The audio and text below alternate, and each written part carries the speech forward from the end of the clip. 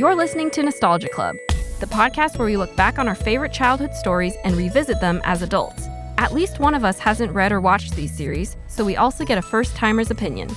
Spoiler alert, we will be discussing storylines and future events beyond the first books and episodes, so proceed with caution. Welcome back to the show. I'm Victoria, and as usual, I am joined by... Michael. And Jino. Wow! Wow! We're back. Why do we always say wow after introduce ourselves like it's some crazy thing that we've just accomplished? Because we're so excited. We are so excited. Yeah. We're wasting time. Hurry up. All right. Today, we are talking about a book series called The Chronicles of Prydain, which Michael has so graciously brought to our doorstep. He actually is sitting here with all of the books. Is it all? I thought there were more. So, The Chronicles of Prydain comprises 5 books in a series, as well as an extra collection of like short stories. Ah, yes. But I just have the 5 books of the series. I haven't read the short stories, though I know a little bit of like the lore associated with them. Ooh, the lore. I should really read those, considering A map. how much I just drew a map from betwixt the books that I very had. Cool. I'm just gonna like pass this around. Ooh. Yeah. This is show and tell now. It is show and tell. You won't hear from me again for the rest of the episode. I'm looking at a cool map.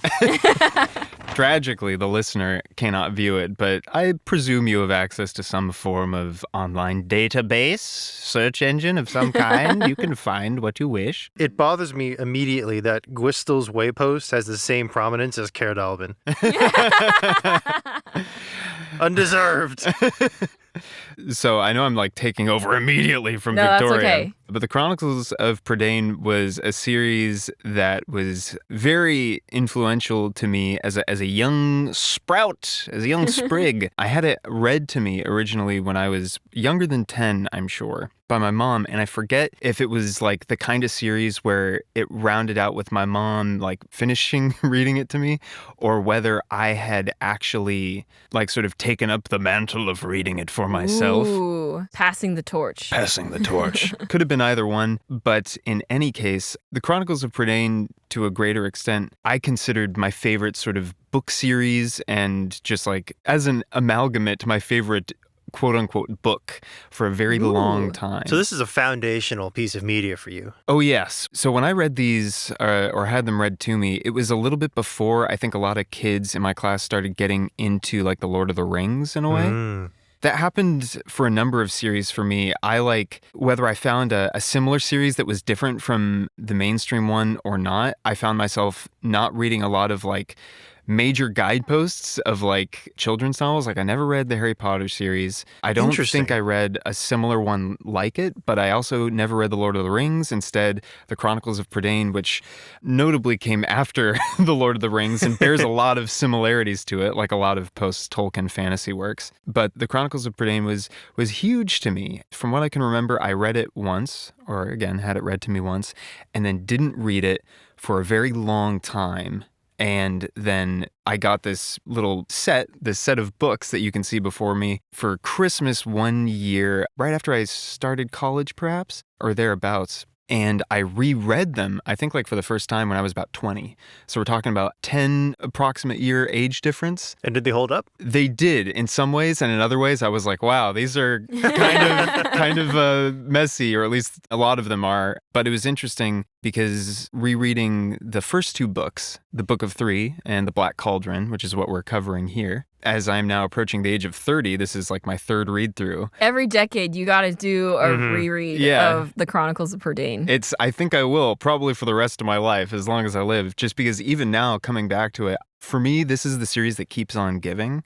And what my mind lands on most has changed from, of course, when I was like 10 or a little younger to when I was like 20 to when I'm like almost 30 now. There's a lot to talk about, I think, with the Chronicles of Prydain, both in terms of just like, what an interesting narrative choice this was, as well as like, wow, what a fascinating exploration of the aspects of heroism or manhood, or like what masculinity is. And in that respect, like this series is very important to me. And from the moment we started this podcast, I was pretty much like poking the both of you, like, we got to get this in here at some point. Yeah. And we got it in. And we got it in. We're here now. So broadly, the Chronicles of Prydain is high fantasy. It follows, as you might expect, a young male protagonist on a series of journeys and adventures across the titular land of Prydain, typically fighting against various forces of evil affiliated to some distant degree with the Death Lord Aran.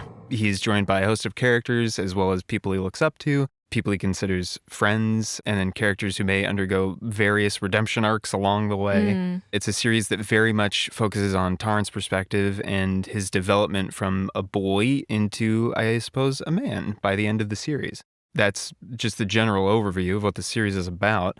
But let's talk vibes. Either one of you can go first. I know Victoria likes to collect her thoughts, but... Am I going first? Yeah, go My ahead. vibes? I audiobooked these 2 books. Book of 3, very confusing first book name, and the Black Cauldron. Before I say anything else, I would like to extend formal apologies to the people of Wales and Welsh culture for the inevitable mispronunciations of the many Welsh-inspired names. I imagine the series is heavily inspired by the Welsh language and Welsh culture.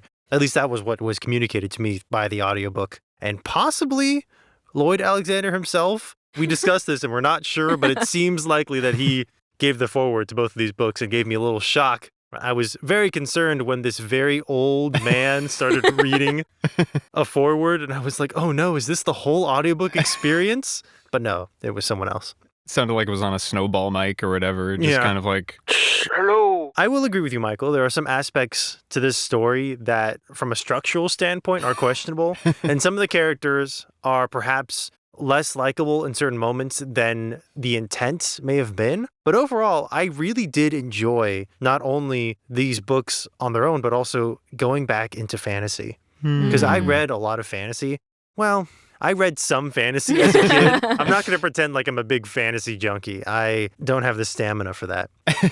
But it was really great to just go into a world that was so unapologetically swords and sorcery and kings and conquests. And I love pig. I love pig characters. I love characters who like pig.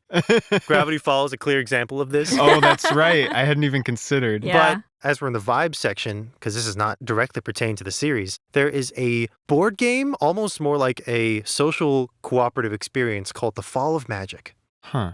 Okay. Made by the small indie company. And you purchase this long cardboard box, and inside is a very beautiful, large, rolled-up cloth scroll with a fantasy world map on it, and prompts and locations that are sort of vague, and the idea is that you pick characters from a prompt, and then you move from location to location, and like Dungeons & Dragons, you concoct a fantasy world, but unlike Dungeons & Dragons, it is not predetermined by one person. You all work together at each prompt location to create the setting. And there is a setting, the second setting is called Barleytown, and one of the characters you can play is a swineherd. And I played a swineherd for a couple of days, and so Taran, assistant pig keeper, really spoke to me. I don't know his backstory, but as an apparently low-born person who cares for a pig and loves this pig and gets thrust into this very important journey, multiple journeys with high kings and powerful lords and magic and sorcery, and yet here is assistant pig keeper doing his best, trying his hardest. There's a pig.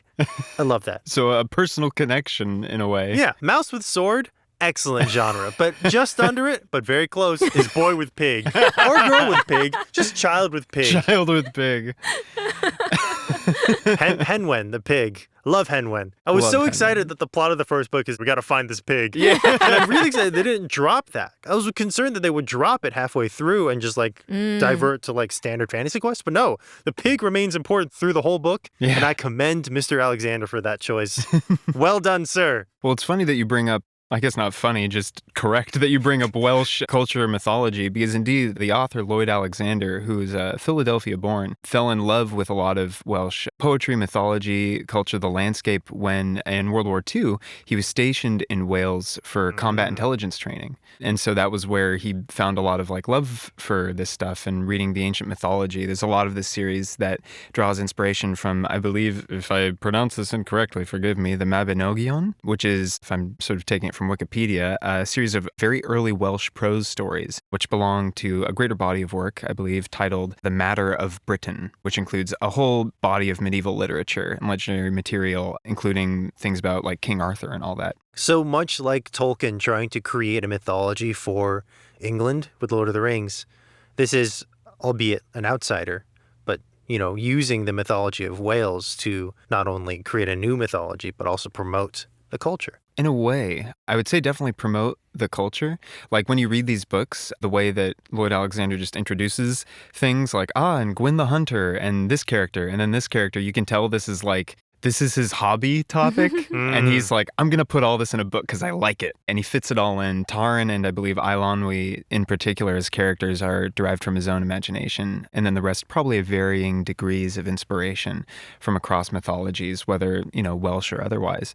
In terms of creating a new mythology for Wales, I know like for Tolkien, it was very much, or at least that is the scholarly consensus, is creating like a new mythology for Britain. For Lloyd Alexander, and I kind of appreciate this, he wasn't, especially as an outsider, trying to create a new mythology for Wales as much as deriving a fantasy land that he says could exist anywhere at any point in time and even in your imagination, just derived from aspects of Welsh mythology, which I kind of appreciate in a way. It's not too appropriative. It's not set in Wales. Yeah. It's just kind of like Wales. Yeah. A number of characters he pulls from that mythology, like Gwydion, who is more of a trickster and villainous in some ways in the mythology, and then Aran, who is less villainous. Sometimes it feels like he's just sort of like cherry-picking the bits and pieces, which is that's fair. How stories go. Yeah. Anybody who's tried to do something similar with Greek mythology has certainly had to amend some things or just not discuss them. Yeah. Foreshadowing for perhaps a future episode. What could it be? We've only mentioned it multiple times. Yeah, in any case, you're spot on with the inspiration and the qualities related to it. Victoria, vibes. I can't speak as much to the narrative structure because maybe I read things less critically than the two of you do. Well, reading something critically, there's multiple schools of thought on it. If you're reading something for the first time, I don't think the expectation is for anyone to read it critically anyway. They say you're supposed to read it and That's absorb valid. it. So yeah, I was just along for the ride. What I loved the most about this series is the characters. I love how every character has kind of their own unique personality, and then the way that those personalities clash or play off each other is really fun. So it feels very realistic the way that these characters interact with each other. Like Taran and Eilonwy are always bickering. They do care about each other, but they also butt heads a lot. Taran's rude to Eilonwy. Yeah, he's pretty rude, but she's not afraid to tell him when he's being rude. I don't know, man. Sometimes just out of nowhere. Sometimes Eilonwy's like, Taran, I'm so glad to see you. And Taran's like, shut up. I don't want to hear about it. Oh, yeah. Taran in these early books is a little snot. Yeah, Taran, He's a little bugger. He's got moments of chivalry, maybe, honor, perhaps, and then often immediately overshadowed by just, oh, God, Taran, please. Yeah. But I kind of like that. Well, I can't say that I like it because he did annoy me every time he makes a rude comment. Yeah. I'm not saying that I think that he's like the perfect protagonist or whatever, but I just enjoy that he's flawed, but he's also like trying his best. Like so many of these characters are. I enjoyed some of the commentary on what makes someone a hero, what makes someone good versus evil, and how there can be some kind of gray area with that. I also did definitely notice, because I did read Lord of the Rings and I was very into Lord of the Rings as a kid, and there were definitely characters where I was like, that's like the Boromir character. Yeah. Or that's like kind of the Aragorn character. Gwydion. Yeah. And the Gollum character. Yes. And the Gimli. And hey, it's like the Ring, if the Ring was real big. Real big. Yeah, there are definitely similar tropes of how magical object affects human or whatnot. But I thought it was all very fun, and it was a very enjoyable experience. Nice. I agree. The characters, I may not have liked them all the time, but they were engaging. Yeah, they make everything really fun. Yeah. Which is important. There were very few that I wanted to punt off a cliff. And Michael and Victoria know which ones I'm talking about. More than any, Gwistle. Gwistle.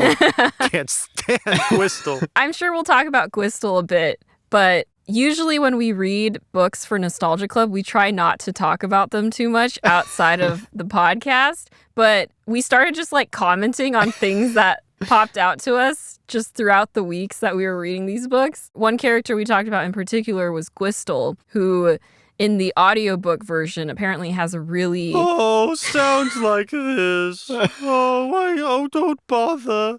Oh, it's so much work. I'm so sad and useless. Oh, no, but Gwistle, he's really a clever person. Very important, very powerful. Yeah, I'm so important. This is my redemption arc. You can't trick me, Gwistle. You're useless, and nothing will change that. I got a late night text from Jino one night that was just, I can't stand Gwistle. It was very funny for me because I had not even met Gwistle yet at that point, and I was like, I don't know who it is, but I'm sure there's a really good reason. No, but the funny thing is then we talked about it at the office the other day, and Gino was saying, oh, like Gwistle was such a big part of the second book. So when I first met Gwistle, when I was reading, because I read the books, whereas Gino audiobooked it, I was like, okay, I gotta brace myself. There's gonna be a lot of Gwistle. And then he was in one chapter. But he's read very slowly. Yeah. So I imagine, because I think I breezed through it faster, having the warning that Gino gave that Gwistle You were anticipating. Yeah, so I read through it pretty fast, but then it was over. I thought he was going to join them on the journey, and I was going to have to put up with that. If he joined them on the journey, I'm sorry, Michael. I would have not continued reading. If they were like, and Gwistle's going to carry this sack now. He's going to help us out. Nope, I'm done. For what it's worth, I love Gwistle. I understand not liking him. Like, I love his character for what it is, where it's like, Gwistle, we need your help. And him being like, I don't really have the energy for that right now. Gwistle, it's a matter of life and death. Oh, but is it really? Why don't you just go home? I mean, like, relatable. Yeah. He's like Eeyore, except Pooh's never dying, you know? He's like, he's stuck in the tree and it's raining and the honey. But like Eeyore's not the one holding the like save Pooh switch, Eeyore's not keeping the secrets of life and death in his little donkey hands. But Gwistle knows what to do and just refuses to do it because he's sad and tired. And of course, there's some commentary here you could put about like, depression and forcing people with depression into these scenarios. But come on, Gwistle. Well, there's a fair amount of it that doesn't feel specifically like depression, but kind of like pettiness in a way. So I didn't We're jumping so far. We'll do a real plot forget summary. Tarn, forget Eilonwy, forget all the other characters. Gwistle. We'll do a real plot summary. But the part that really made me hate Gwistle was the description at the end. Because the initial read of Gwistle is that he's in this horrible place. He's super depressed and he doesn't want to risk himself or anyone around him. And so that's why he doesn't help them. Because it's dangerous and he's tired and he's depressed and like there's like possibly some magic effect on him that's making him lethargic. But then some knight or something's like, no, it's all a ruse. He's really very clever. He's just disguising himself as this useless piece of crap. And I'm like, so you could have helped. There was nothing stopping you. This whole chapter could have been like, Gwistle, hide us. Oh yeah, right here. By the way, here's the thing you're looking for. Oh, thanks, Gwistle. We'll be on our way now. But no, we got a whole chapter of Gwistle. Just Gwistling it up. And then, like you said, when they eventually do get help from that scenelet, it doesn't come from Gwistle himself. It doesn't come from Gwistle. It comes from his pet crow. Who just fed up with Gwistle. Yeah. It's just like, here's where you go. I did like that the crow's name is Caw, just because that's the sound he makes. Like, that's... But then that's he doesn't caw. Gwistle misnamed him because he talks human words. Wow. I love it. Anyway, you want to do a plot summary now? Okay, so The Book of Three is the first book in this series. It was originally going to be called The Battle of the Trees after a bit of poetry in the Mabinogion, or whatever it was. The excerpt itself reading thusly: "These are the englins that were sung at the Catgadu, the Battle of the Trees." I'm going to mispronounce stuff. "Or, as others call it, the Battle of Achren, which was on account of a white roebuck and a whelp. And they came from hell, and Amathion Abdon brought them. And therefore Amathion Abdon and Ron, king of Anuvin, hell, fought, and there was a man in that battle. Unless his name were known, he could not be overcome. And there was on the other side a woman called Achren, and unless her name were known, her party could not be overcome. And Gwydion Abdon guessed the name of the man." And that's like the excerpt, which as far as I know is kind of like part of the inspiration for this whole book, I guess. Yeah. Can't kill that guy unless we know his name. Yeah. How can Guess I we turn this? gotta I gotta know the name. Josh! Oh! Gosh, how I would love that. So the book more or less begins with Tar, an assistant pig keeper, and he's desperate to be a hero in one way or another. He complains to his sort of day-to-day guardian, Call, over the fact that all he does is man a farm at Caer Dallben, which is sort of like a hamlet, and then is administered to lessons by a wise old enchanter who's like 380 years old by the name of Dallben himself. Quick clarification question. So I imagine a Caer is the name of this is like the place.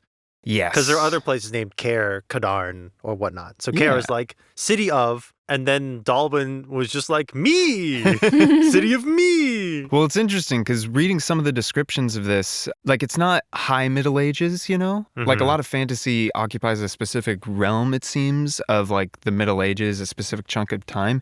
This feels like earlier in terms of its historical inspiration than a lot of those things. So you're not necessarily, as far as I can gather, getting like a lot of huge cities with a lot of high masonry work and everything. You know, there are castles, but a lot of it seems somewhat more like, I don't know if quaint is the right word in comparison. So Caer Dallben is really just like Dallben's house. Yeah. And like the Yeah. surrounding lands, which extend for a while because, you know, there are some orchards and trees and livestock areas. But it's mostly just that. It's a relatively small place, but no less powerful because it is administered to and owned by one of, if not the most powerful enchanter in Prydain, Dallben himself. Almost immediately from the get-go, after getting a lore dump about how Prydain is this land and the evil Lord Aran is doing up to no good and the Sons of Dawn at Caer Dathil are, you know, keeping Aran at bay. And I'm so sleepy. I mean, meditating. Victoria's favorite line. My favorite line, yeah. I kind of want to find it just because it is... I probably highlighted it in my book. Hang on. Dallben is the most relatable character. Yes. Because he takes lots of naps. He's also like 300 years old. Yeah, 387 or something. Ah, yes. Okay. Here's the description of Dallben. Dallben, master of Caer Dallben, was 379 years old. So I was 10 years off. 12 years? Whatever, it doesn't matter. His beard covered so much of his face he seemed always to be peering over a gray cloud. On the little farm, while Taran and Call saw to the plowing, sowing, weeding, reaping, and all the other tasks of husbandry, Dallben undertook the meditating, an occupation so exhausting he could accomplish it only by lying down and closing his eyes. He meditated an hour and a half following breakfast and again later in the day. So, My hero. relatable. It feels to me like Dallben is like, I need 2 naps minimum a day. But I mean, if I get that old, you bet that's true. your bottom dollar Yeah. I'm taking naps whenever I can. I'm sure Taran and Call are like, we're doing all the work and you're not doing anything. So Dallben was like, no, this is enchanter's work. I am meditating. It's very important. I must not be disturbed. Do not ask me for anything during this time, for you will not receive an answer. Good night. I mean, off to Get out of here. I must clear my mind. I am off to discover the secrets of the universe. No, it's great. Of course, shortly thereafter, suddenly all the animals start freaking out. We learn that the champion of Deathlord Aran, the Horned King, who is a warlord from southern Prydain, is on the move, and he's in the area. There's a bit of a panic at Caer Dallben. As Cole and Dallben go to consult each other, they try to get the spell sticks because they quickly need to get a reading from their pet pig, an oracular pig. A pig who is also an oracle. The pig is named Henwen. Yeah. And Taran is her assistant pig keeper. But Henwen is freaking out, and she escapes her pen and runs off into the woods. Taran gives chase and almost runs headlong into the Horned King and his army of vagrants and various vassals and warriors from the southern cantrevs of Prydain. But he escapes, and he is wounded in the process, but tended to by Gwydion. Gwydion, son of Math, the king, the High King of Prydain? I think you're right. No, I think you're right. In any case, Gwydion is a prince, one of the sons of Dawn, spelled D-O-N, because of course. Gwydion, son of Gwydion. It's something like that. Gwydelthwyn, and my brother Gwydatharad, and my sister Amagatharwyn. And my cousin Gary. Oh, he is the son of the King of Math. King of King of Math. King Math, son of Mathenwy, or whatever. No, King Math's name makes me laugh every time, because I know it's like a real thing, but I'm just like, King Math. Matheson. Matheson? Oh, son of Math. Yeah. Oh, Matheson is a name, though. That is true. Well, because there's Math, son of Mathenwy. There's a lot of like, yes, this is me, and here's my parent. You'll never run into this name again in the book. That's a very fancy thing to do, though. Yeah. Got to establish yourself by naming a bunch of people. Of course, Gwydion tends to Taran's wounds. He's very much an Aragorn-style character, and he's out and about because he was trying to check on basically what the Horned King was up to, and if he was indeed in league with Aran, and he's like, I basically got my answer. I got to get back up north to Caer Dathel with, my family and the High King and warn them of what's coming. Taran's like, I'm looking for my pig, man.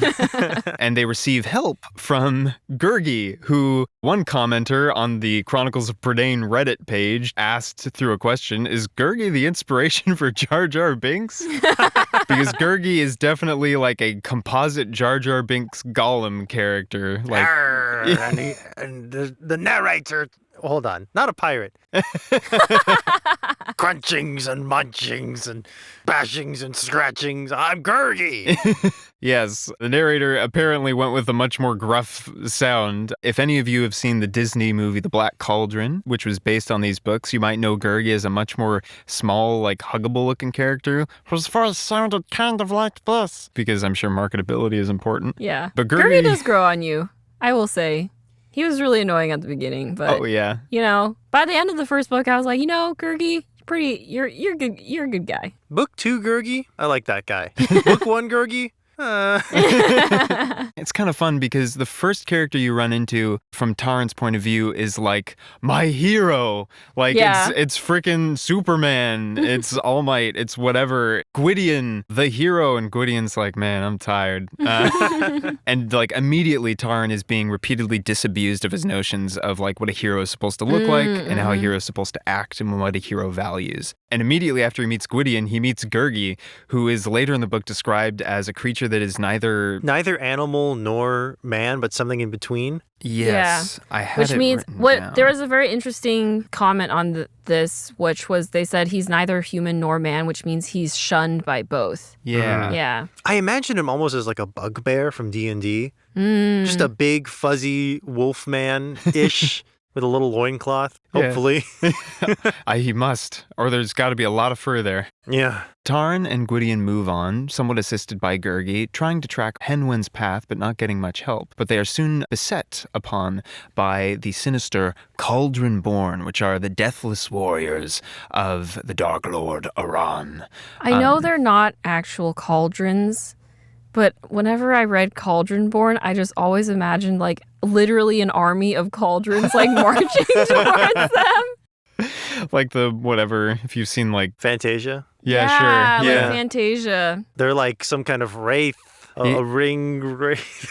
Yeah, very, very much, except if there were like 1,000 of them. Yeah. We only get like 2 following our heroes, who are then captured and taken to Spiral Castle, which is ruled over by one of the oldest and most powerful beings in Prydain, the enchantress Akren. Akren, who we get a little lore on, originally ruled all of Prydain, and her consort was Aran. Aran then betrayed Akren and took as much power as he could for himself and sort of relegated Akren to a secondary role. And she sort of has her own machinations going on, even into future books. She essentially takes Gwydion away from Taran's sight and locks Taran in a dungeon where he encounters one of my favorite characters ever, Eilonwy, Princess She's great. Eilonwy. She's like from the sea people. Yeah. Not the sea people who invaded Egypt, but people who live in the sea, I assume. Yeah, she's originally from an island, the island of Mona, I believe. Her lore is interesting. We get a little more of it in future books, but she doesn't know her relatives too well, and she's frequently sent off to live with various people, including Akren, whom she describes as her aunt. And everyone knows that Akren's evil, but no one cares that Akren's evil. They just sent me to live with her. And Akren's supposed to be teaching me magic, but she doesn't really teach me magic. You know, she locks me in my room, and I just use the hidden tunnels in this ancient castle to wander around. And you're the first assistant pig keeper we've ever had, Taran. And that's kind of nice. And you're also my age, and like, it's the most boring thing ever around here. Do you want to get out of here? And Taran's like, basically like, you have to free my friend. Quickly free my friend. And she's like, okay, fine. And Taran is like, immediately like, this silly girl, she doesn't know what she's doing. Yeah. And then Eilonwy is like single-handedly retrieving Gwydion's horse and freeing whom Taran describes as his friend, but Taran's being too cagey because he doesn't want to like give away that potentially it's Gwydion, and he's thinking Eilonwy's going to betray him. If this was a movie, this would be the coolest part of the movie. Yeah. A stealth heist for various objects that are very difficult to smuggle out of a castle. But instead we get Taran's perspective when he just sulks in his dungeon, getting grimy and hungry. He's like, it's dark. She hasn't come back yet. She probably betrayed me. I was a fool. Like, And then Eilonwy comes back and is like, yeah, I did all of it. I did all of it and then some. You want to get out of here? And he's like, oh, okay. A journey through the bowels of Spiral Castle ensues. A lot of bickering as Taran is freaking out and Eilonwy is taking like the whole thing in stride. They go deeper and deeper and uncover some kind of borrow from an ancient king who clearly ruled Spiral Castle at one time. The king has a sword, which Taran doesn't take. He takes one of the swords from the legions of buried warriors around him. But Eilonwy does take the sword with the logic of, I mean, clearly it's the best one. yeah. We are implied to believe that in doing so, she sets off a magical trap that then destroys Spiral Castle. Whoa. That took me by surprise because I read a little bit too fast sometimes, where sometimes the details don't necessarily register in my brain as I'm reading. And so I was like, okay, they're going through the tunnel. They got a sword. Okay. The castle destroyed itself? And I had to go back and be like, oh, it's because she picked up the sword and it set something off. But I was like, whoa, that happened so fast. Yeah, there are certain points in this book, especially climactic moments, where it'll be like maybe a page or two. And you're like, oh, wow. Yeah. Okay, that was the climax. Okay, all done. This book in particular, when it comes to the action, can be pretty like sparse on the words, which if you don't care about the blow by blow is nice because it just captures like the feeling of it. But these books are very talky. There's a lot of conversations, and we get that especially at this point in the story when Taran and Eilonwy escape Spiral Castle and come upon someone who is definitely not Gwydion. Instead is the delightful character of Fflewddur Fflam, a traveling bard, self-described king from some northern kingdom, but he didn't really want to be a king because it's boring up there. So he took to the road. He studied to be a bard, but he wasn't especially good at it. And when he went up to sort of take his final exam, the headmasters were like, yeah, nah. But here, take this harp. We think it'll be good for you. And Fflewddur Fflam, who has a tendency to exaggerate his exploits, whenever he fibs or lies, one of his harp strings breaks, or sometimes many at once. It's so funny. I love that the harp is a lie detector. He's a really interesting character because you expect someone like him to be kind of mischievous, someone who lies enough to where they received this item. You don't trust them. But Fflewddur is wonderful. He's so trustworthy. He's so noble. He's self-sacrificing. He's extremely capable. Yeah. And you immediately latch onto him. He's a wonderful guy. He's the oldest also of the companions, as they now become called. Gurgi rejoins them, and so now we have our sort of core band that we'll get in future books in various What instances. a core band. Yeah. Taran, the boy. Yeah. Like the tropish, like, farm boy who becomes an adventurer, but honestly makes a lot of mistakes, isn't very good at doing that. Eilonwy, the classic, like, enchantress magic user, who later on, when she tries to use magic to ensnare the Cauldronborn, it just doesn't work. Yeah. And she's like, I just wasn't taught right. Yeah. I just Well, she don't wasn't know taught it. at all. She basically eavesdropped on Akron when she was doing the spell. But obviously, if you're eavesdropping, you might not get all of the words or whatnot correct. Yeah. And so she's like, darn, if only Akron had taught me herself, I would be more helpful. And then Fluter, who is a bard, but also he, by his own admission, he's like, the harp kind of plays itself. You know, I can sort of like do my best, but it just sort of like goes on its own. He's capable in other ways as a warrior and somewhat as like a tracker. Fluter does kind of carry the team a little bit. Yeah. As the one experienced adult. And Gurgi, who in this book is a coward and runs, but becomes much more capable in the next book. Yeah. And there's something very nice about that because a lot of these characters, and you get this even in future books as well, the development of their bond as well as the connection, like the connections they make with each other, matters more than the development of like their skills in whatever trade that they might work in. Taran's skill with a blade or any mode of conventional like warrior prowess is secondary to his capacity to connect with people. Eilonwy's skill with magic is secondary to essentially like her quick thinking and her wits, and honestly just her sheer force of personality and will, which is what puts her like on the path to adventure in book 2 when she is not invited. Fluter's saving grace, aside from, again, the fact that he is a very much capable warrior and a good organizer of people when necessary, is like another like sheer force of charisma and personality thing. Everybody likes having Fluter around. Yeah, he's so positive. Even when they're down on their luck, he's always trying to figure a way out. And when they can't figure a way out, he's like, well, it'll work out. Yeah. We'll be okay. We all need a Fluter in our lives. We do. And then Gurgi, who certainly when we first meet him is like, why would we ever want this like hairy, like half mangy creature who's constantly going, Oh, Master is merciful. Master will give Gurgi crunchings and munchings. And then danger appears and he sprints away at top speed. yeah, like you're trained not to trust Gurgi, but the more like care and trust that the companions place in Gurgi, the more Gurgi like returns it until in like future adventures, he is like one of the most stalwart companions to any of them in any situation. Extremely dedicated. He's like the anti-Gollum or the anti-Smeagol or whatever have you. And that kind of like carries the group forward in a lot of ways as they try and essentially outpace the Horned King and his army on their march to Caer Dathel. They end up, whatchamacallit, sort of lost in the wilderness. There's a long period of time in which they're just like having to outrun the Cauldronborn. And when they eventually escape them, it's just because the Cauldronborn ran out of energy from being too far away from the Deathland of Anuvin and had to turn around. They make their way into the hills where they encounter it's Medwin's Valley, which is like, imagine Noah from Noah's Ark. Oh!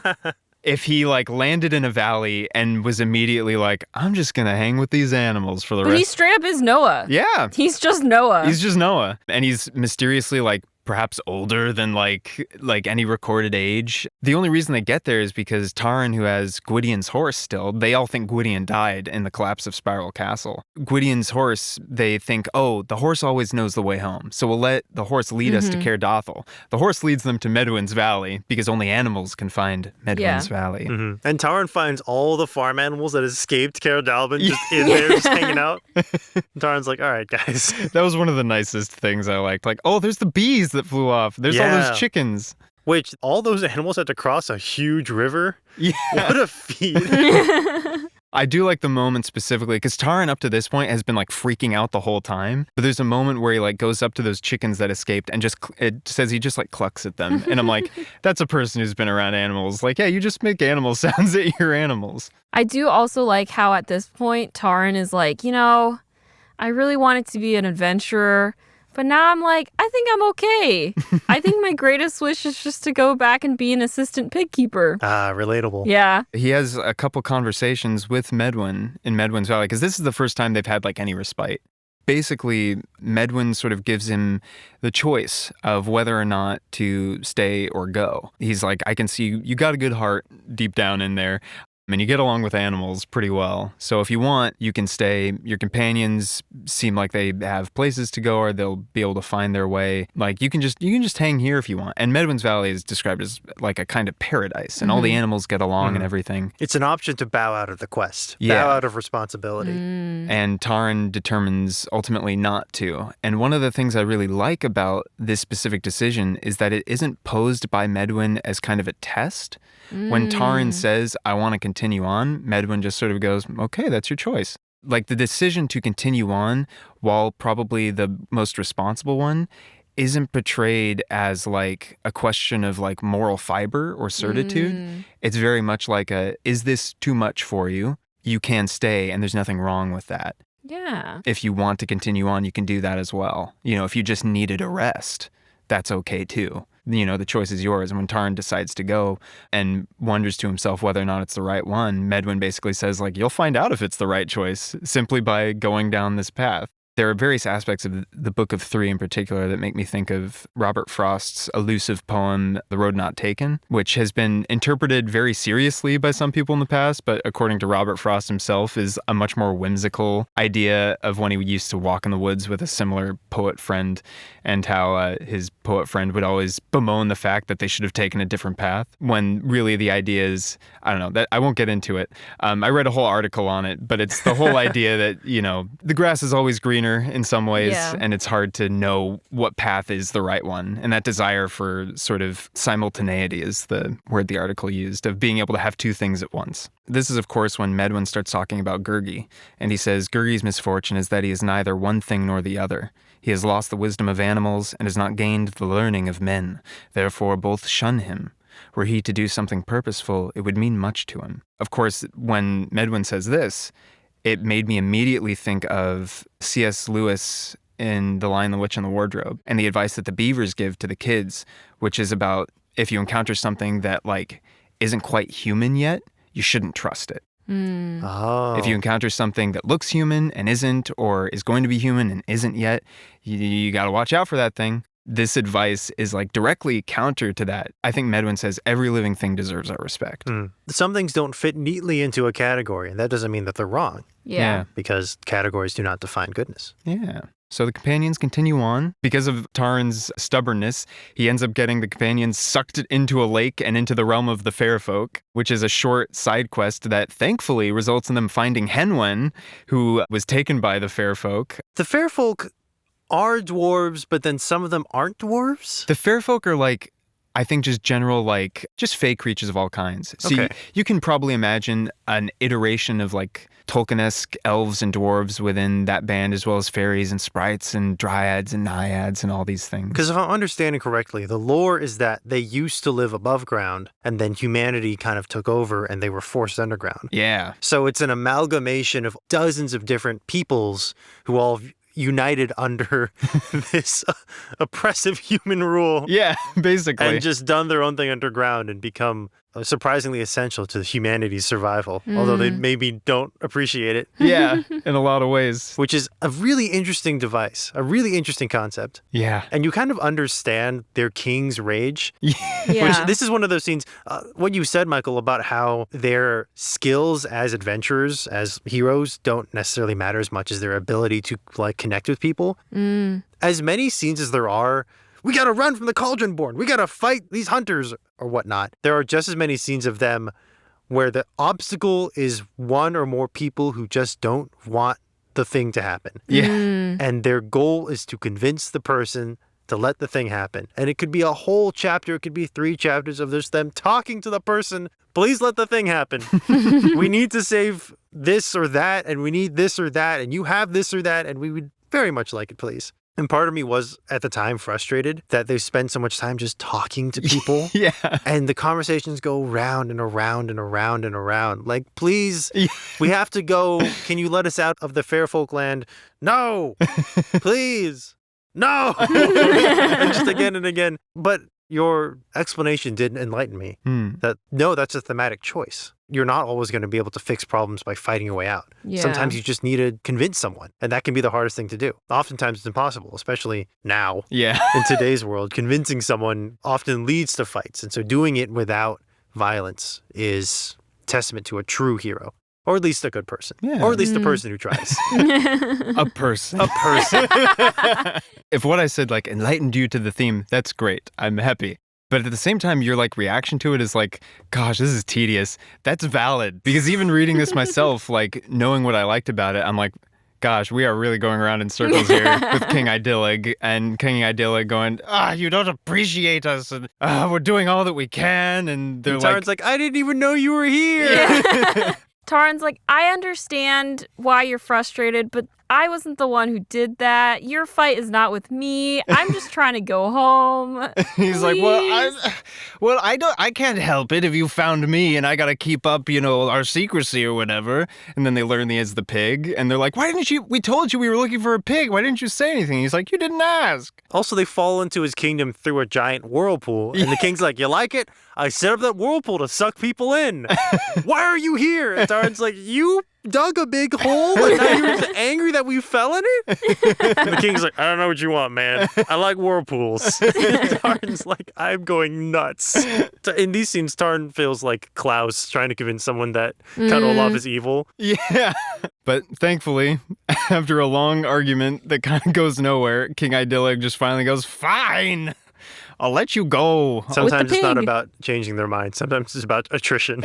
Just wearing someone down. Yeah. So they get Henwen back, which Taran had almost like kind of given up for lost at this point because he was like, we just got to get to Caer Dathel. And the audiobook narrator, instead of oink, he goes orange, which is great every time. The line in the book is HWOINCH. Orange. Yeah. Orange. I love Henwen. I love Henwen. What a good pig. She's not in it a whole lot until near the end here. But even when she is, it's like, it feels like the mood just totally rises. Any book where the MacGuffin is a pig, instantly improve. We don't need the Death Star plans. The pig knows the plans. The pig plans. The pig plans. Is R2-D2 Star Wars' pig? Yeah. Yeah. Yeah. Yeah, I think so. Would have been better if it was a real pig. Although I guess more difficult on set. In the friggin' like Tunisian desert with a pig. George, the pig doesn't want to act in this scene. Fine, we'll replace him with a robot. George, we're in the middle of the desert. George, I liked American Graffiti, but this seems crazy. Yeah, that's basically, honestly, that's kind of the vibe of these books in some ways of like, God, we're in the middle of freaking nowhere. The scale of the world was really well described when they spend a lot of time telling about how much they've walked and how tired they are and how much more they have to walk. And I'm like, this is a big place. I feel it. I feel how big this place is. But they make it out. They make it out with a new companion, a dwarf named Dolly. Dolly. He was a grumpy guy. And he's great. He's like, of course they sent you with me. It's because I don't have my family's gifts. I can't turn invisible. I really do love grumpy dwarf character, I will say. He doesn't have a beard either. He's not quite described as a Tolkien-esque dwarf. He has like a cap with a little bit of like red hair sticking out the side. He's more like a fae. And his character doesn't really change throughout the books. It's just the reason for why he's grumpy changes. Yeah. His first is like, it's because I can't turn invisible. The second book is like, it's because I can turn invisible.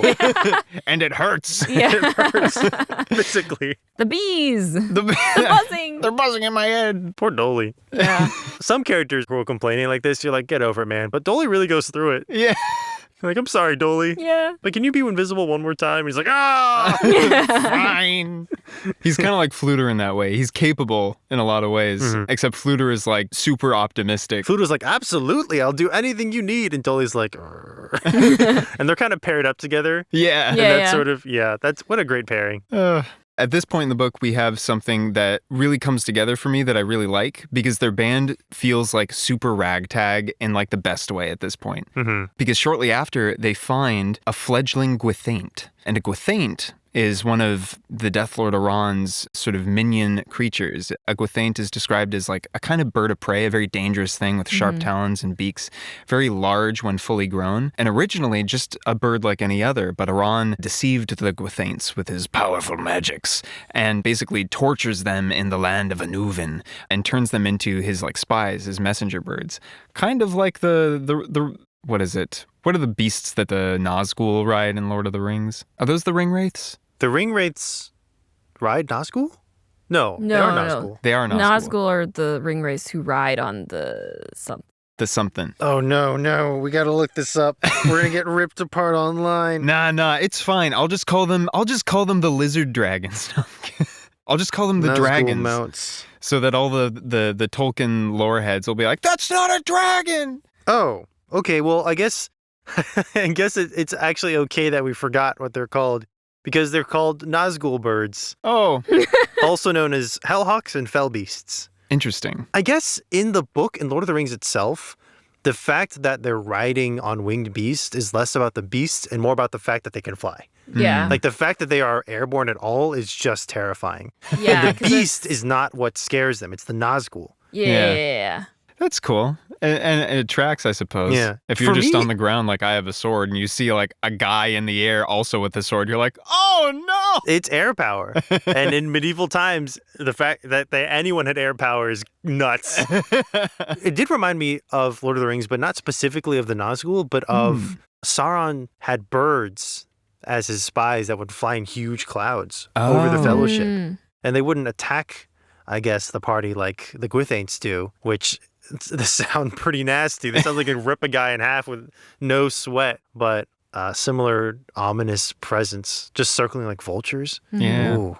And reporting back to the Dark Lord. Yes. So they encounter a fledgling one, and it's like wounded in a bush. And everyone basically wants to kill it, except for Eilonwy, who sympathizes with Taran's viewpoint, which is, it's just a fledgling. Like, it hasn't been conditioned yet, maybe, or hasn't been conditioned much. Yeah. And it's like Taran wounded. is also saying, well, this might actually be strategic for us because no one's ever captured a Gwythaint alive. Yeah. And this is a young one. I think we might actually be able to use this to our advantage. Yeah. So they take care of it. They put it in a cage, but then it escapes.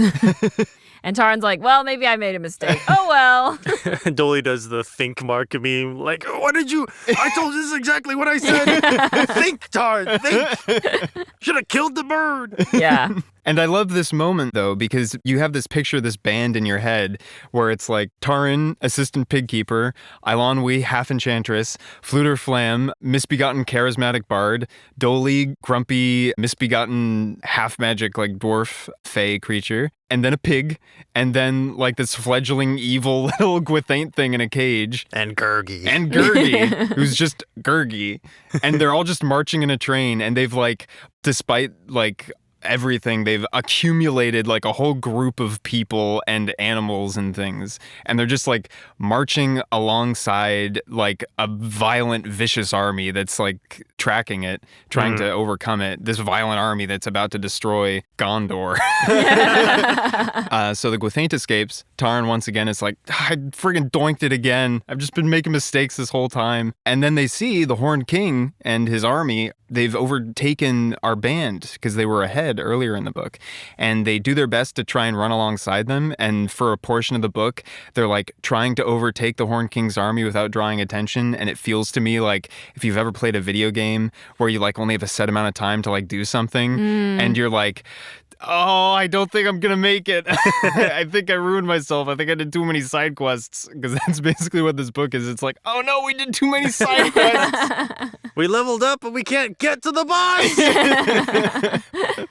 And there's basically a moment where like a bunch of these warriors find them and like Fluter and Taran and everyone basically just yell, screw it, scatter! Like, take the horse, ride to Caer Dothel, just don't stop, just warn them that they're coming, we'll stand here and we'll fend them off. And, meantime, Henwen's like gone missing and Taran's like, oh god, it's all coming apart. Taran's like, I couldn't even get the pig back. back!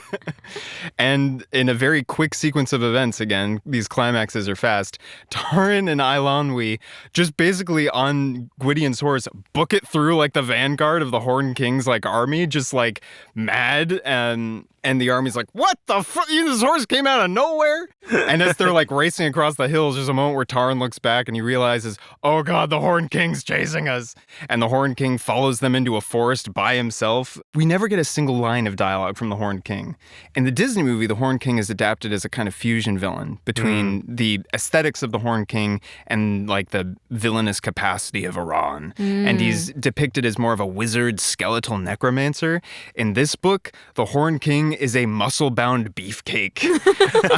And his arms are described as like stained crimson. There's a point earlier in the book where him and his like warriors are doing some ancient ritual where they like light baskets of men on fire. He's a total warlord, and he wears this skull on his head with stag antlers coming out of it, which apparently has a lot of precedent in history. Various tribes of people from across many cultures in Northern Europe, they would have crowns or ornamental headgear that either had stag horns or metal fashioned into like stag horns. So it's a very, very old image. A different author would have written this ending differently, because there comes a point when the Horn King is upon Eilonwy and Taran, and Taran has a sword that he had stolen earlier, and the Horn King just like basically hits it with his own and the thing shatters. And Taran turns to Eilonwy and says, quick, give me the magic super awesome sword that you found in the crypt. The sword Dernwyn that describes, earlier in the book, it's like, one must be of royal blood. And Eilonwy's like, okay, it's not actual royal blood. You just have to like have the it quality, whatever that is. I actually really like that. I like that it was like, what makes you a king is not your lineage, but whether you possess the qualities of a king. Yeah. Or queen or whatever. Yeah, royalty. Yeah. So a different author might have had a moment where Taran whips out the sword Dernwyn and it glows in his hand and the Horn King goes, oh! And then, Taran smites the king. But no, Eilonwy, who's been holding onto the sword the whole time because Taran's like, hey, I really want that sword. And she's like, you don't get this sword. Yeah. Like, this thing's going to hurt you. Taran, before Eilonwy can do anything, takes the sword from her and whips it out. And the thing, like, emits a magical, like, blast and is like, you're not worthy. And just lands him on his back. So Taran's like, I have to be worthy. Oh! Because he's not. He's not worthy. He's been a snot the whole book. He's at the very beginning of his path to being a relatively wise person. And the moment he tries to like unleash the magical sword, the sword's like, nope, gut check. And and he doesn't. It almost kills him. Yeah. It's actually like he doesn't fully pull it out. If he had fully gotten it out of the scabbard, he probably would have died. Probably. Yeah. The closest we get to dialogue from the Horn King is that he emits like a growl of savage joy. Just like, rah. I love killing kids. I've been drinking Prime and eating powdered G Fuel with a handful. I devour a whole carton of whey protein a day. I eat my eggs, shell and all. Oh, gosh. No one drinks like Gaston. And so it seems like all hope is lost. And then out of nowhere, a mysterious figure who we learn is actually Gwydion walks in, says the Horned King's secret name, which we don't. Larry! Trent! Casey Whalen. And the Horned King is just like, oh no! And just explodes into flame. Michael, I love your oh no. It's great. No one says oh no like you. I love Gino's specific no. That's Victoria knows what I'm talking about. Yeah. Do I do that? Yeah. Yeah. We've both adopted it, Victoria and I. If you listen back to other episodes, I'm sure we hear it. I don't recall this. Whatever. Gwydion saves the day. Gwydion saves the day. Your Gwydion was in another castle. Yeah. And he learned to talk with animals. Yeah, okay, so here's something that I love most of all about this book series. I know this whole episode is basically just me talking. I've resigned myself to it. That's Michael, all. guess what? The floor is yours. Podcasts are just people talking. But there's three of us here. You fulfilled the We've been talking. That's true, but... But what did you find interesting about him learning to talk to animals? Oh, right. Because to me, that came out of nowhere. To me, that felt like Deus Ex Machina. Oh, it 100% is. Gwydion walks in at the end of the plot and goes, "Plot over, conflict resolved." And you're like, oh, okay. And Taran himself, there's like an extended portion where, Gwydion is like, "Well done, companions. I'm going to reward you all." And, gives out some very imbalanced rewards. He's like, what did he give to Fluter? Oh, Fluter gets one harp string that will never break. yeah. And Gurgi here's infinite food bags. Yeah. These two things are of the same value. Yeah. Use them Hey wisely. man, that wallet comes in clutch. It does. Like Gurgi's like, oh yeah, it's tasteless. Like as like a slight nerf in the second book when Mr. Alexander was like, oh, it's too strong. Gotta bring the power of this infinite food wallet down. But no, it's infinite food. And then to Dolly, they give the power of invisibility. And you're like, they just had that lying around? What does that look like? Although Dolly soon realizes that it's not all it's cracked up to be. It's not necessarily a blessing. And Eilonwy just gets nice jewelry, Yeah, she just gets a ring. which feels I will say that ring does come back into play, okay. but it doesn't have like the practical usage of like a food wallet. It more has to do with the culmination of her character arc in some ways. I find Eilonwy's character very interesting in these books. I'm sure that in future books, when they expand on her character more, maybe I'll feel better about it. But in these first two books, it really did feel like they were like, okay, we've got Eilonwy. She's the only female character, basically, besides Ockran. And she's definitely a very strong female character because Taran's always like, you're a girl. You can't carry a sword. You can't be a hero. And Eilonwy's like, I definitely can. And she definitely can. And she proves herself. But we do this whole thing, this whole song and dance of can Eilonwy be just as strong and powerful as all these other male characters. Then at the end, it's like, and then she like gets a ring or whatever. Yeah. Yeah. It's very much like... It just kind of like falls flat near the end. It's like good effort, but we're not quite getting there. It would feel more narratively satisfying if she was given something to help enhance her magic. Yeah. Or Yeah. perhaps even just training, because If that it was like seems to this be her ring thing. will like assist you through Yes. something. Yeah. Absolutely. The ring does have magical connection to it, Yeah. but it's, from what I remember, it isn't used quite as practically as the others. And her knowledge of exactly what it does, I'm not sure how much she has of it for the entire book or the entire series. As we round out this podcast episode, because we won't talk, I think, quite at length about the Black Cauldron, because we've already covered a lot of our core characters. I'd love to talk more about the future of the series and Eilonwy's character. Yeah. And let's see what, Taran is like, I just want to go home. So valid. Taran, best choice you've made the whole book. He's like, I'm tired. Which, admittedly, he's not made many good choices, and I really like that Yeah. as an interesting alternative take to fantasy protagonists. Is a group of people who are the protagonists of this story, but are not the protagonists of the story, Yeah. and make a lot of mistakes and help, but don't finish off the bad guy. It feels kind of like Rogue One. Yeah. Oh, yeah. Which I'm a big Rogue One fan. So maybe that's why I like this ragtag team of Yeah. characters. And I know I don't think we've ever talked about this on the podcast, but Michael, you had an excellent analysis of the end of the third Hunger Games book, I think at some point, or maybe, or someone did. Oh. Or maybe I'm confusing this with something online, but it had the same sort of wise gravitas that you often do, Michael. In any case, Where I'm it's- flattered. It's a story about a group of heroes who end up not being essential to the day being saved in a major way, like in like a defeating President Snow kind of way. Because at the end of the day, their actions don't contribute in the entirety to the success of the revolution. They're like the propaganda team.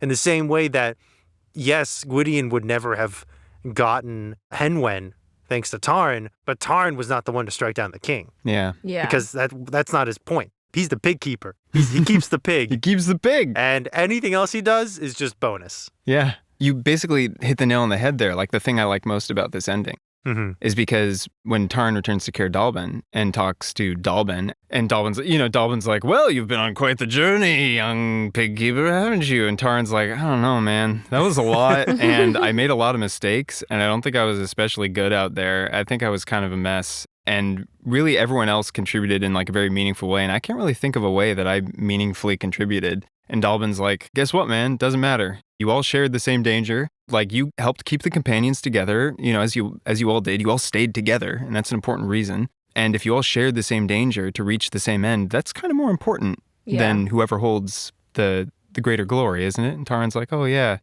hey, Eilonwy doesn't have a place to stay. Can she,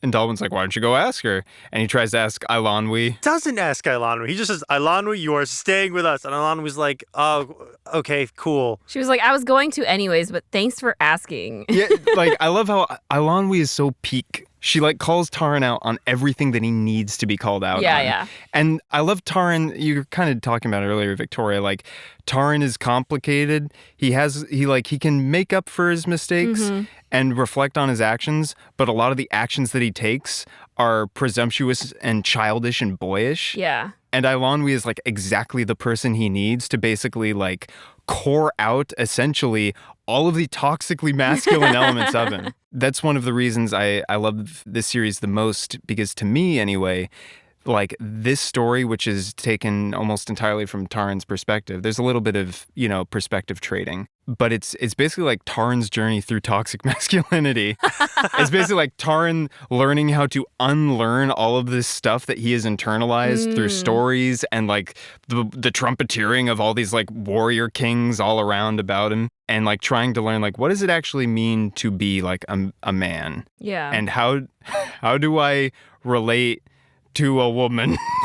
Like, how do I relate to a member of the opposite sex, and how do I relate to the people around me, and what does it mean to be, like, a mature adult in this world? I do love how specifically, and as we were talking about, their capacity to relate to other human beings is paramount, and their, like, capacity for nonviolent means of solving problems is huge, because when Gwydion saves the day and when he talks to Taran afterward, he talks about, like, hey, so I know you thought I died in Spiral Castle. Here's what happened.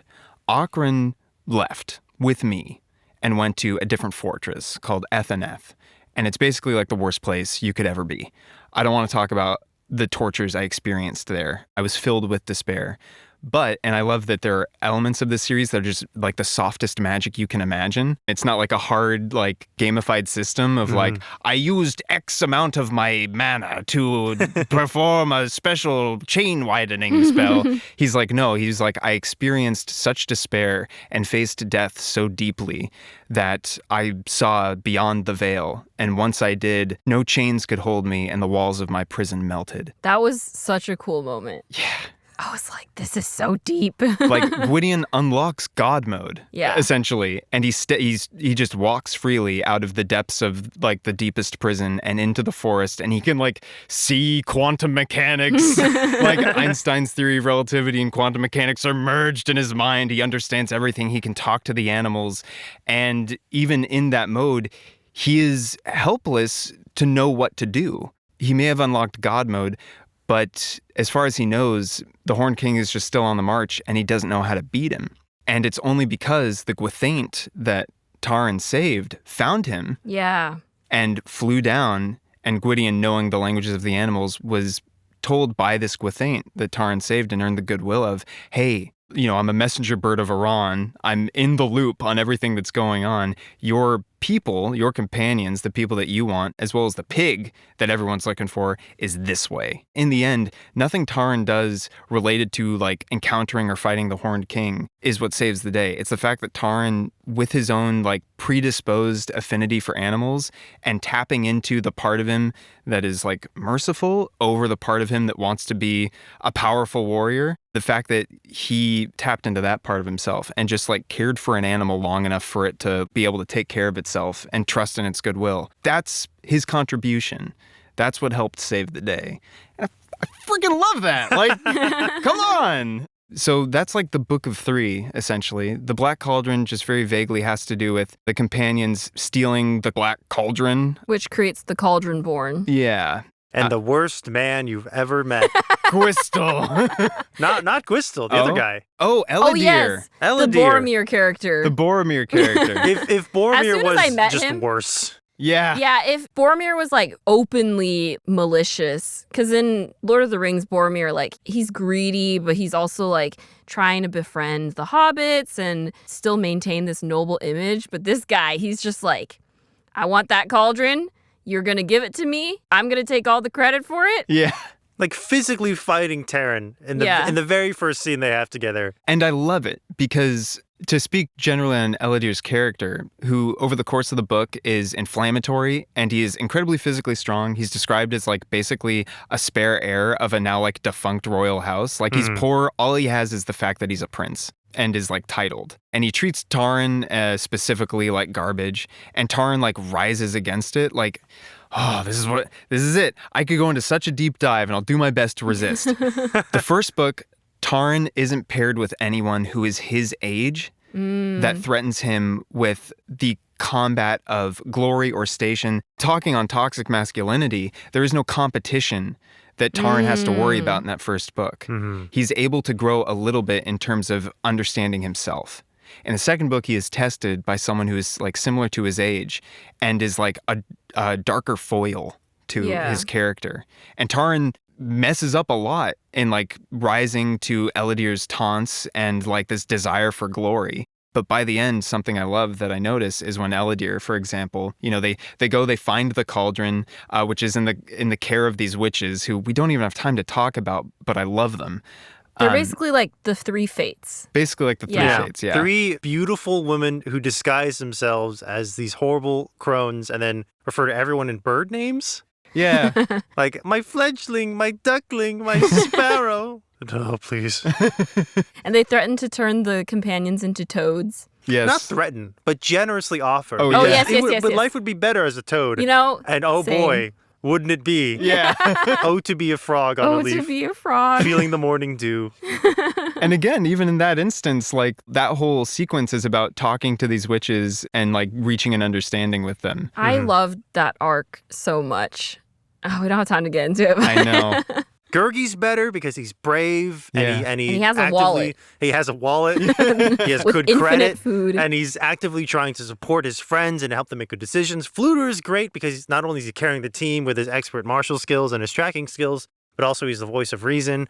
And Elanwi's great because she's keeping Taran from just diving off a cliff to chase, not literally, but like in a sort of like moral way. Yeah. Yeah. And Taran's a little bit better.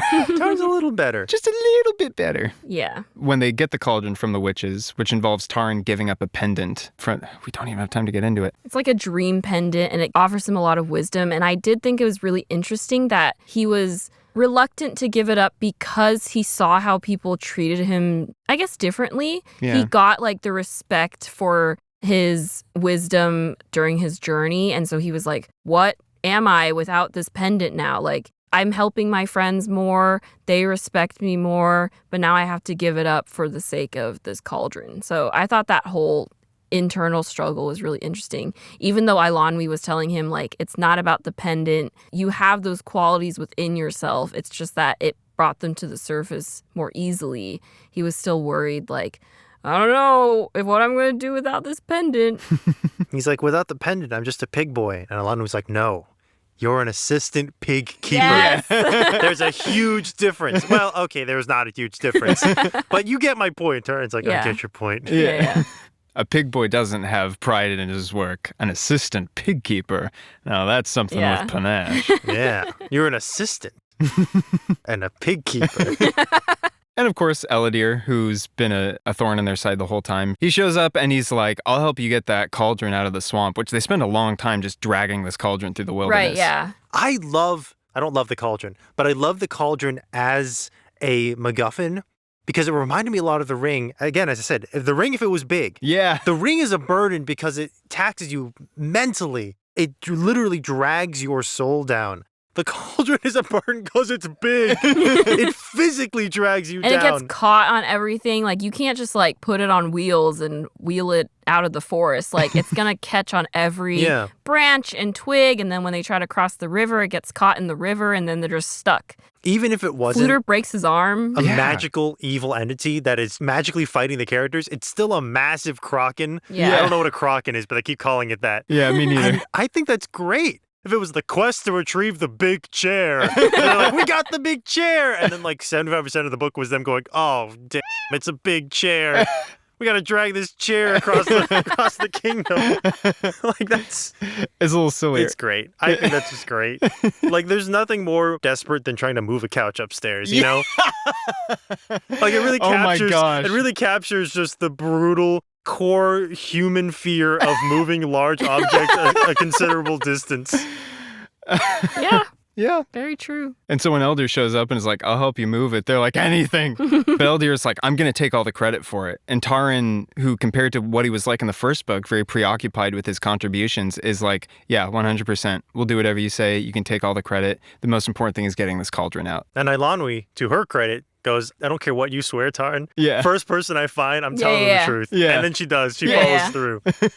But I love that, like, little... Taran's a little better in this book. Yeah. He's He's little getting better. there. He gets the big picture. Yeah. He's like, at the end of the day, it doesn't matter who gets the credit. The point is to stop the cauldron board. Yeah. And to summate the end of the book, one of Gwydion's allied kings, a warlord, is actually evil, surprise, surprise, and it steals the cauldron from Eldir to make his own cauldron born. Makes some very horrible-sounding threats to try and get sway Taran to his side and, like, I'll make you my war leader, but if you don't, I will slay all your companions before you and feed them to the cauldron. And Taran is like, well, maybe I should just go along with him. And if I make an oath under pressure, it's not as binding. So I think if I just go along with it for a little bit, maybe I can find some way to resolve the problem, which I think is very admirable of him. Yeah. And of course, the only way to destroy the cauldron, which the witches tell them, is that a living being has to willingly throw themselves into the cauldron. They have to know exactly what they're doing and why they're doing it, and they have to throw themselves inside while they still live, and then the cauldron will be destroyed. It's the only way to destroy it. And that person will die. Yeah. And Eldir's like, guys, I messed up.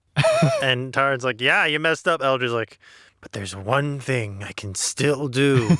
Redemption through death trope. Redemption through death. And then Gwydion's like, yeah, I kind of did, I guess. Taran's like, yeah, I guess. There is a nice thing where they sort of create burial mounds for both the treacherous King Morgant. I have this section pulled up. It really spoke to me, so I want to read it. Yes. Taran is asking Gwydion, why are we honoring Morgant when he basically almost ruined this whole thing for us? And it reads, "It is easy to judge evil unmixed," replied Gwydion, "but, alas, in most of us, good and bad are closely woven as the threads on a loom. Greater wisdom than mine is needed for the judging. King Morgant served the sons of Dawn long and well," he went on. "Until the thirst for power parched his throat, he was a fearless and noble lord. In battle, he saved my life more than once.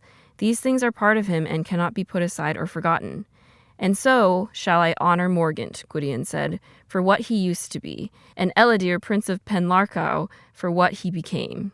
In the last 30 seconds of his life. Yeah. It's a very nice passage, and it speaks again to that whole, like, just everything that the companions are learning on their journeys, which is, boy, this stuff is complicated. Yeah. There's no easy answers to a lot of it, specifically when it concerns the characters of, like, the character of many people that we meet. Mm-hmm. And yeah, these first two books in particular kind of represent, like, this first block of specifically Taran's character arc, especially as it relates to Eilonwy. The following two, Book 3, The Castle of Lear, and Book 4, Taran Wanderer, Taran's attitude toward Eilonwy is very different, and he is placed her on a pedestal. Oh, interesting. Ooh. Yes, because a lot of this occurs off screen, which I would have liked more of, I suppose, in the book. We get glimpses, but, like, they live together. Taran is a field worker. Eilonwy is, like, the scullery maid. I know, it's very gendered, and there's mixed feelings about all of this. They live together throughout the entire year, and they spend time together. Rustically. Hallmark-wise. And Taran, understandably, develops feelings to, like, the... Taran is most likely straight, we don't know for sure. But we know that he has feelings for Eilonwy, and we know that he develops them. And Book 3 sort of concerns him bracing this conflicting feeling within himself over the knowledge that she is a princess and that he is an assistant pig keeper. Taran's sense of self-worth is a huge uniting thread in a lot of these books, which is very interesting to me because, again, this whole idea that these books have to do with Taran's journey through toxic masculinity and how a lot of tenets of toxically masculine ideals have to do with, like, hyper-competitiveness without cooperation and the imposition of hierarchies on people is very interesting to me. And so the next two books in this series, The Castle of Lear and Taran Wanderer, have to do with like Taran sort of having to confront his own like self-esteem issues in a lot of ways and try and like determine what matters to him the most in terms of like the kind of person that he is. The next two books probably have, in fact, I know they do have less Eilonwy in them than these first two books, which I think is a missed opportunity. The Castle of Lear has to do with like visiting Eilonwy's home and her family, and I'll tell you this from the get-go, almost like from the beginning, she is kind of like abducted, and it has to do with someone else's nefarious plots. There are things about these books that if I were to see them adapted into another form, I would love to amend to explore Eilonwy's character more. Because like you said, Victoria, there's a lot there, and there's a lot that should be explored more. But I also understand that a lot of the attention is paid to Taran and his journey and his perspective. Yeah. Regardless, I directed one short film in college, and it was one of the most stressful experiences of my life. I have no desire to ever revisit an experience like that again. And far cry from this happening, but in the strange twisting turnings of life, if there was ever an opportunity to be involved in some adaptation, a more faithful one, of the Chronicles of Prydain, let alone involved in it from like a creative like head position of writing or directing, like I would throw myself into the fire to try and see these books made and hopefully amend some of the depictions of the characters, simply because I really believe in the story that it tells for the characters within it and the theming that it conveys. And especially even being from like whatever it was. The 70s, right? I think it's like the 70s. It's either that or the 60s. 1964, especially being from like the 60s, a book that I think embraces a discussion through like a young, otherwise traditional high fantasy protagonist, a discussion of like masculinity and like what that really means and sort of what it means to essentially be a person with a conception of reality and mythos growing into an adult and understanding like what works in relating with the world and what doesn't and what you should aspire toward. If either of you are interested in reading subsequent books, you know I'm all here for it. Certainly not this season because we have a much more pressing task at hand. But these books were, as I've conveyed, very near and dear to my heart, and they will remain so. It's a really cool series. Yeah. Yeah. I think not only has this kind of reinvigorated my love for consuming fantasy, but also audiobooks. Because as much as I love to complain about some of the voices that this certain narrator has done for these characters, overall, a really well-read audiobook. That's great. Anyone interested in picking up The Chronicles of Prydain, Spotify, if you have a premium membership, it gives you 15 hours a month. And the first two books, 10 hours of audiobook. Just blow right through them. If only we were sponsored. You can skip the Gwistle stuff. Does he come back? He does briefly. In I think the last book. Gino's like suddenly not gonna not gonna read the rest of the books. I just don't particularly enjoy characters who make things harder without reason. Yeah. It's okay. My favorite book in the series might be the fourth one. And there's no Gwistle in that one. The title is intriguing to me, Taran Wanderer. Yeah, it's like a road picaresque, I think is the term, but it's like a road movie. It's Taran wandering the lands of Prydain, trying to like learn his origins, essentially. Oh. And I think it's where a lot of character development happens, and it includes a lot of like interesting, like vicariously through Taran, like life lessons that when I was in college, I was like, this is really relevant to me right now, and it's kind of alarming. It's kind of scaring me. It also has, in my opinion, the best antagonist, at least as it relates to Taran, because he's also like the most mundane. Like he doesn't have a lot of special powers, but he's an incredible foil. I'm excited. I mean, I don't know if he's the best antagonist. I probably shouldn't say that, but I love the role he serves in the book. Yeah, that's fair. I'm down to consume more Prydain. Yeah. I think a worthy series to stand among the ranks of the other high fantasy novels up there. Huzzah. Huzzah! Thanks, Michael. This was really fun. Well, thank you for reading it. And thank you for no doubt editing what's going to be like a 15-hour episode of Prydain. Thanks. Thanks for reading these books. Yeah. Yeah. Thanks for making us do it. I think it is really special to get to know these series, and I can just feel how much you love it. Like, it's just fun for me to be like, wow, this is something that Michael really cares about. And I can see why. And the depths of analysis you performed? Yeah. Exquisite.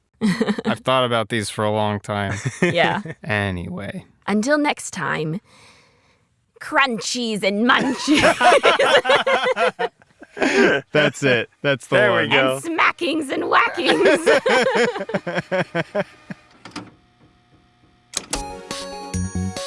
Thank you for listening to Nostalgia Club. If you enjoyed this episode, follow us on Twitter @_Nostalgia Club and on Instagram @Nostalgia Club Podcast. Leave a comment, give us a rating, and subscribe. You can also send us an email with your suggestions for what we should review next at nostalgiaclubpodcast@gmail.com. Oh, Gurgi. Oh, Gurgi. Leave my little hole, please. I'm so sad.